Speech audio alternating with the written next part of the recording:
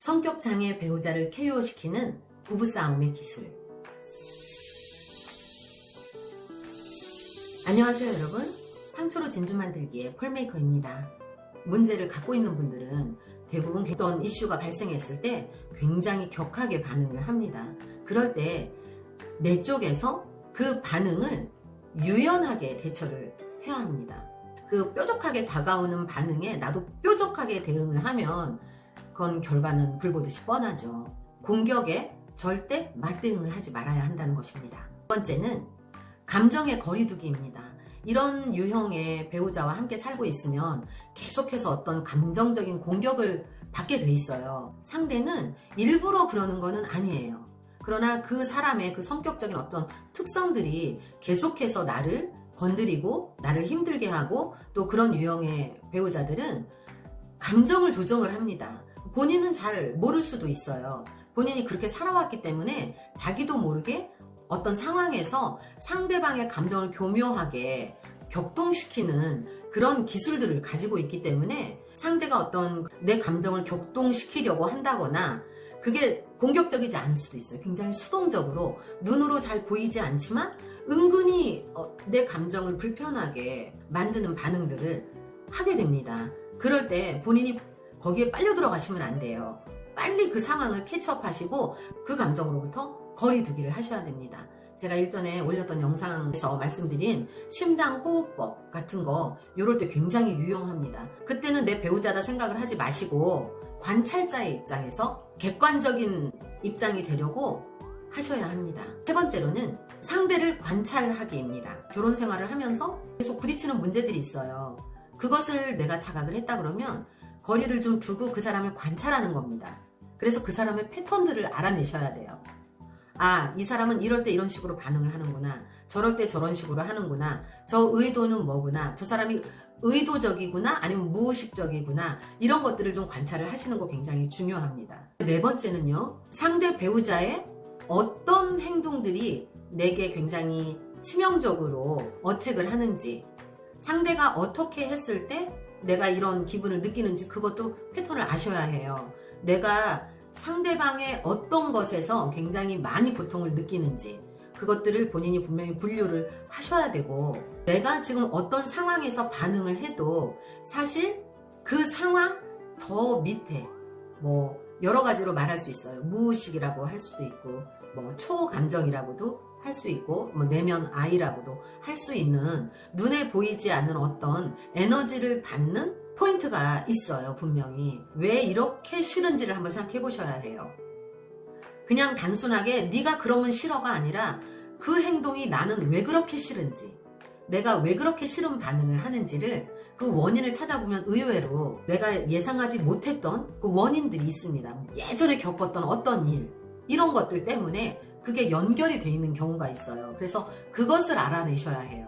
그 다음에 다섯 번째는요, 이 사태를 전환시키기 위한 대책을 강구하셔야 하는데, 상대도 어떤 부족한 한 사람으로서, 또 아니면 어쩌면 상처가 있는 한 사람으로서 본인도 모르게 그런 것을 해서 우리 관계가 자꾸 나빠진다고 하면 이 고리를 끊어야 하잖아요. 이게 계속해서 또 일어나고 하도록 내버려 두시면 안 된다는 거죠. 이 고리가 끊어져야 건강한 부부관계로 나아갈 수 있기 때문에 이거를 어떤 식으로 해결을 할지 대책을 강구를 하셔야 합니다. 그런데 이제 이런 대책을 강구하실 때 성급하게 그 상황에서 당신이 이러니까 이거는 고쳐 이런 식으로 해가지고는 되질 않아요. 그냥 여러분이 지금 제 영상을 보시는 여러분이 제가 오늘 말씀드리는 이런 스텝들을 쭉 하면서 두 캐릭터, 나와 배우자의 캐릭터를 분석을 하시고 이 두 캐릭터가 어떤 부분이 부딪히는지도 분석을 하시고, 그 다음에 이런 것은 어떻게 해결이 돼야 되겠다라는 것도 대충 스케치라도 해 놓으시는 거예요. 그런데 성격적인 결함을 갖고 있는 사람들의 특징이 대화가 안 된다는 거거든요. 이럴 때 그럼 대화가 안 되는 이 사람하고 어떻게 해야 되는지까지도 전체적으로 좀 시간을 오래 두시고 상대를 관찰하시고 내 자신도 관찰하고 하면서 요 시간들을 충분히 잘 준비를 하시면 좋을 것 같습니다. 여섯 번째인데요, 성장하고 내성 키우기입니다. 굉장히 중요한 관계잖아. 이 관계는 오랫동안 유지를 하기로 하고 지금 시작을 한 거고, 둘 사이에 자녀도 있고 또 주변에 우리 가족들이 또 다 연결이 돼 있기 때문에 이 관계는 어쨌든 잘 풀어서 가야 되는 관계잖아요. 그렇다면 여러 가지 대책을 강구하고, 그 다음에 이 대책을 강구하는 중에 사실 이런 경우에 상대방이 바뀔 거를 기대하는 것보다 가장 좋은 건 내가 이런 배우자와 어떻게 살아낼 수 있는지 방법들을 찾아내면서 또 내성도 키우고, 그 다음에 내가 계속 부딪혔다 그러면 나도 어떤 부분 분명히 부족한 부분들이 있거든요. 뾰족한 부분들. 그 뾰족하고 부족한 부분을 다듬는 시간이라고 생각을 하시면 너무 좋을 것 같아요. 그러면 사실 그런 과정들을 내가 인내하고 또 그걸 넘어서기 위해서 또 내가 공부도 하고 또 여러 자문도 구하고 뭐 하다못해 유튜브 막 찾아보면서 어떤 방법들을 찾다 보면 제 그릇이 커지는 걸 느낀다는 거죠. 상대가 변하는 걸 기다리는 것보다 그게 훨씬 빠릅니다. 그럼 나는 점점 좋은 사람이 돼가고, 그래서 내가 굉장히 안정적으로 나답게 또 건강하게 내 자신을 성숙을 시켜가잖아요. 그러면 상대 배우자가 선한 영향력을 나에게서 받을 수 있습니다. 분명히.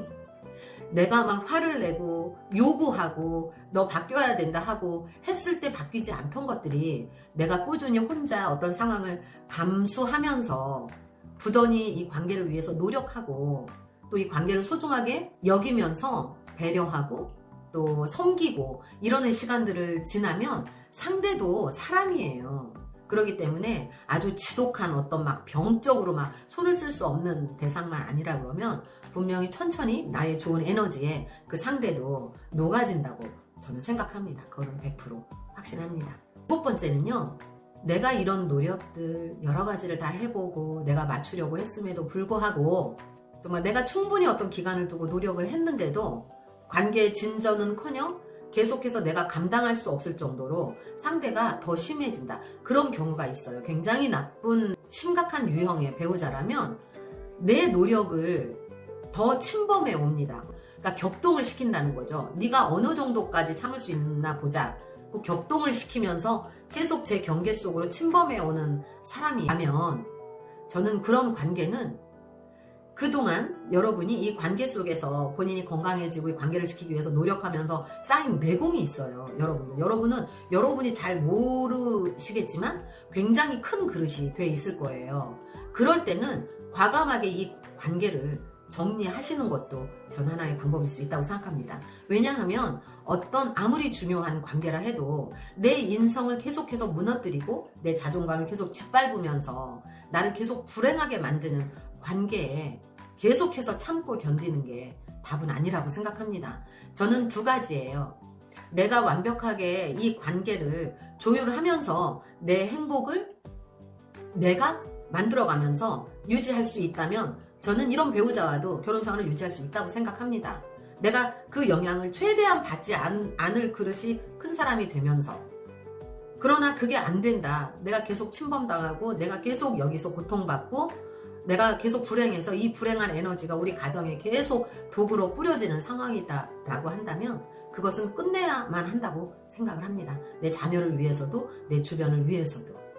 그거를 한번 해보세요. 이렇게 진짜 힘든 배우자와 살고 계시는 분이라면 내가 상대에게 어떠한 기대도 하지 않고 상대 그냥 그대로 내버려 두고 어떤 사람인지 관찰하면서, 그 관찰하는 건 중요한 게 뭐냐면 혹시라도 이 관계가 끝났을 때 내가 나중에 누군가를 또 만날 기회가 있을 수 있잖아요. 이런 사람 만나지 않기 위해서 확실하게 이런 류의 사람은 어떻게 나랑 처음에 관계를 맺을 때 어땠고 조금 가까워지니까 어떻게, 이거 다 지금 임상이잖아요. 임상. 굉장히 귀한 자료거든요. 어디서 누가 가르쳐주지도 않는 이런 것들을 배우는데도 굉장히 의미가 있다고 생각해요. 재산이 된다고 생각을 합니다. 그런 것들을 여러분들이 갖추시면서 그 시간을 충분히 인내하고 자신을 단련하고 훈련하고 안목을 키우셨다면, 그리고 나서 또 뭐 결국 헤어지게 되더라도 제가 살아보니까 그래요, 여러분. 예전에 뭐 내가 아무리 험한 일을 겪었어도 그 일이 나에게 꼭 나쁘기만 한 일은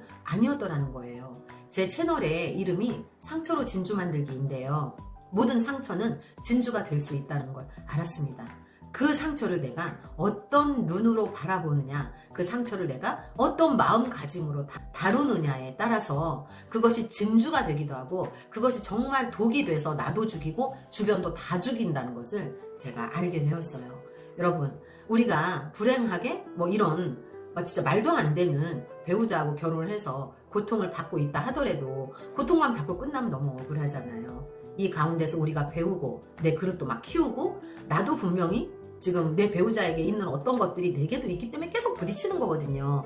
내가 그런 게 없는 좀 편안하고 유연한 사람이라면 그토록 내가 괴롭지가 않아요. 그러니까 그런 관점에서 이 관계를 보시면 좋을 것 같아요. 내가 힘든 그 부분은 나에게도 뭔가가 있어. 요거를 내가 이 기회에 전부 다 가시들을 다 잘라내고 내가 아주 둥글둥글 굉장히 유연하고 부드럽고 이런 사람이 될 거야. 성숙한 사람. 그래서 나 굉장히 부드러운 사람이 돼서 이렇게 막 내 배우자 이렇게 감싸줄 수 있는 사람이 되면 좋겠어. 내 아이들, 내 주변 힘든 사람들 감싸줄 수 있는 큰 사람이 되겠어. 멋있잖아요, 여러분. 뭐 나라를 구해야만 훌륭한 사람입니까? 저는 이런 배우자 만나서 내가 도 닦으면서 내 자녀들 잘 키워내고 내 가정을 지켜낸다 그러면 나라를 구한 것 못지않게 굉장히 훌륭한 일을 하고 우리가 이 세상에 선한 영향력을 미치고 가는 거라고 생각합니다. 정말 저는 지금 그렇게 생각합니다. 예전에는 제가 뭐가 돼야 됐고 막 훌륭한 작가가 돼야 됐고 유명한 사람이 돼야 됐고 제 목표가 그런 거였어요. 저는 35살에 호텔을 짓고 싶었던 사람이에요. 그러나 지금은 정말 지금은 저는 저에게 주어진 요 자리를 내가 좀 따뜻하게 데피고 그 다음에 내 주변에 요 가까이에 있는 사람들 내가 좀 폭신폭신해서 해져서 이 사람들 좀 안아주고 저는 제 일생의 목표는 그것입니다, 여러분. 내가 그런 내 자리를 잘 지키는 사람, 내 앞마당을 잘 쓰는 사람. 일단 제 목표는 그거예요. 그거 잘하고 나면 제가 옆사람 마당 쓰는 것도 조금 도와주고 옆사람 자리도 조금 대표주는 그런 사람이 된다 그러면 더 할 나위 없고 제가 이 세상에 왔다간 충분한 이유가 되고 제 숙제 다 하고 가는 거라고 생각합니다. 여러분들 또 힘든 배우자 때문에 아니면 또 내 안에 있는 어떤 가시들 때문에 힘든 분이 계시다면 어떤 분이 이런 말씀을 하셨어요. 내가 상처받았을 때 그때 그 상처는 문이었다는 거죠. 내가 다른 세계로 나아갈 수 있는 문, 더 나은 내가 될 수 있는 문. 그것 여러분도 또 기억하시고 여러분들의 삶이 내가 왜 이러고 살아야 되나 그러는 삶이 아니라는 거 꼭 기억하시고 여러분의 모든 삶은 의미 있고 가치가 있고 여러분이 여러분 자리를 잘 지키시잖아요. 이 세상 살기 엄청 좋아져요. 우리는 그럴 정도로 굉장한 영향력을 가진 사람이라는 거 잊지 마시고 오늘 하루도 힘내시고 행복하게 보내시기 바랍니다. 시청해주셔서 감사합니다. 좋아요와 구독 눌러주시면 더 좋은 영상으로 여러분들 찾아뵙겠습니다. 감사합니다.